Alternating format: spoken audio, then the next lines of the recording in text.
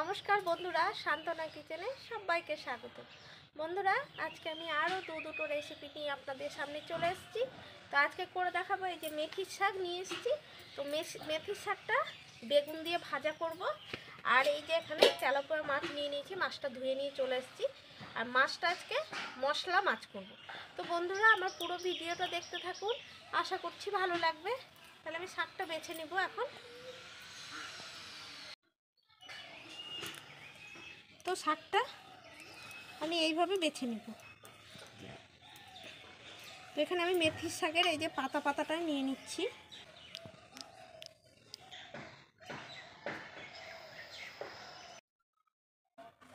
আমার এখানে মেথির শাকগুলো বাছা হয়ে গেছে, তো আমি এখন ধুয়ে নিয়ে আসবো।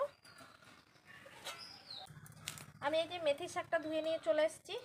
আর এখানে টমেটো, পেঁয়াজ, রসুন, আদা সব কেটে নিয়েছি। এই যে করে নিব। তার আগে এই যে একটা বেগুনটা আমি এতটা লাগবে না, অল্প একটু হলেই হয়ে যাবে।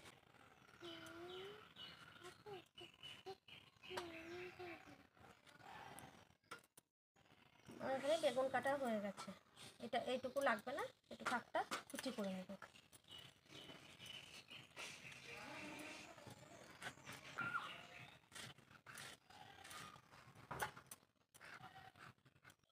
আমি এবার উনানটা ধরিয়ে নিচ্ছি। আর মেথির শাক এখানে কুচি করা হয়ে গেছে। এই যে এখানে শুকনো লঙ্কা, আদা, রসুন আর জিরা আমি একসঙ্গে বেটে নেব।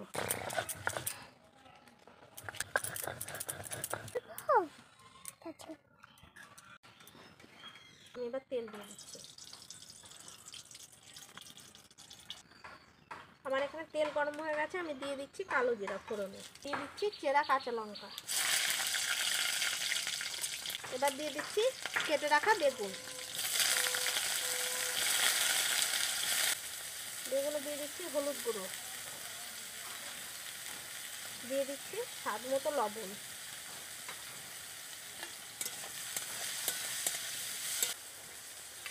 আমি এই যে এখানে মাছ নিয়ে নিয়েছি, মাছে আমি লবণ হলুদ মাখিয়ে নেব।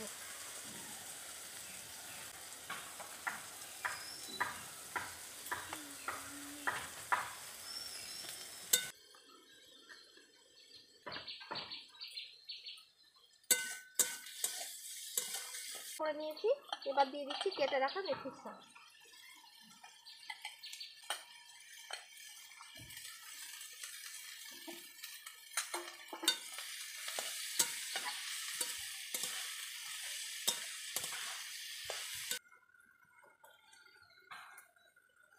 এবার ঢাকা তুলে দিচ্ছি।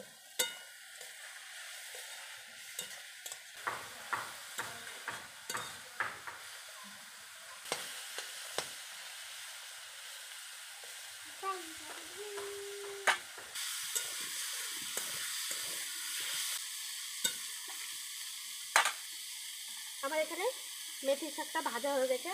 আর মেথির শাক বেশি ভাজবো না বন্ধুরা, বেশি ভাজলে তেতো লাগে। মেথির শাকটা একটু তেতো আছে, আর আমি যেভাবে দেখাচ্ছি এইভাবে কিন্তু তেতো লাগে না, ভালো লাগে খেতে। এর জন্য এই যে মেথির শাকটা আমি ভাজবো না। এই যে আমার এইরকম হয়ে গেছে, আমি এইরকম অবস্থাতে নামিয়ে দেবো। শাক ভাজা হয়ে গেছে, তা নামিয়ে নিয়েছি। এবার আমি কড়াই পরিষ্কার করব। আর বন্ধুরা, তেলাপিয়া মাছটা এরকম মশলা, তাজা মাছ এরকম মশলা দিয়ে করলে খেতে ভালোই লাগে। তাজা মাছ যে কোনোভাবে রান্না করলে ভালো লাগে, কিন্তু আজকে আমি একটু অন্যভাবে করছি তেলাপিয়া মাছটা। এবার দিয়ে দিচ্ছি সরষের তেল। তেল গরম হয়ে গেছে, আমি এবার মাছ ছেড়ে দিচ্ছি।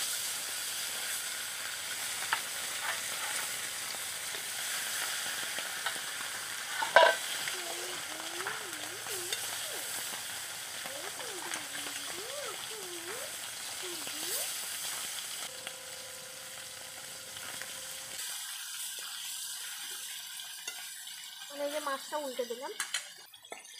আমার এখানে মাছ ভাজা হয়ে গেছে, আমি তুলে নিচ্ছি।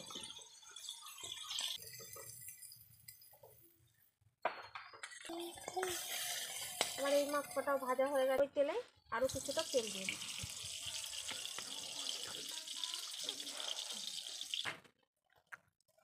ওই তেলে দিয়ে দিচ্ছি কালো জিরা ফোড়ন।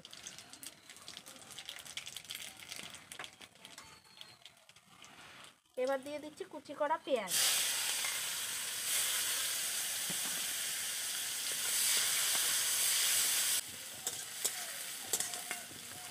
তার মধ্যে লবণ দিয়ে দিচ্ছি স্বাদ মতো।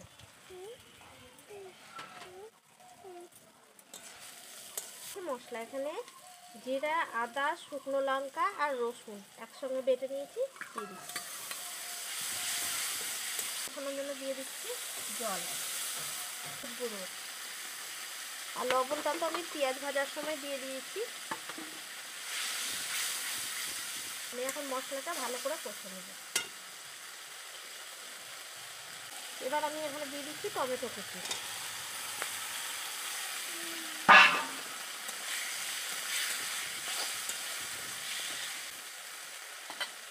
কষানো হয়ে গেছে, এবার আমি জল দিয়ে দিচ্ছি।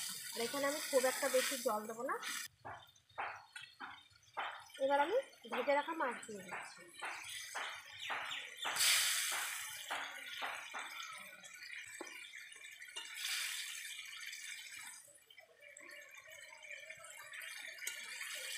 এই যে আমার হয়ে এসছে, আমি এবার চেরা দুটো কাঁচা লঙ্কা দিয়ে দিলাম। এবার আমি নামিয়ে দেব। এই যে আমার এখানে তেলাপিয়া মশলা হয়ে গেছে, এবার আমি নামিয়ে নিচ্ছি।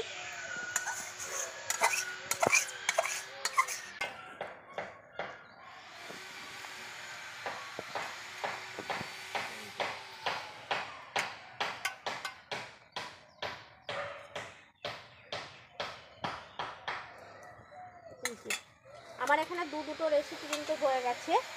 এই যে তেলাপিয়া মাছের মশলাও হয়ে গেছে আর মেথির শাক ভাজা। তো বন্ধুরা, আমার এইরকম নিত্য নতুন রেসিপি পেতে প্লিজ আমার চ্যানেলটাকে সাবস্ক্রাইব করুন আর পাশে থাকা বেল বাটনটি ক্লিক করুন। এখন খাওয়া দাওয়া হবে। মেথির শাক ভাজা হয়ে গেছে আর এখানে মশলাও হয়ে গেছে, তো মেথির শাক দিয়ে আগে খাবো।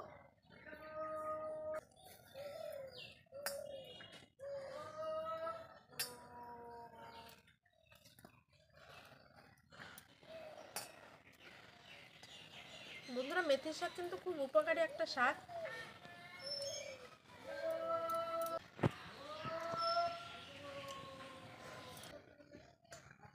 এখন এই যে তেলাপিয়া মাছ দিয়ে খাচ্ছি।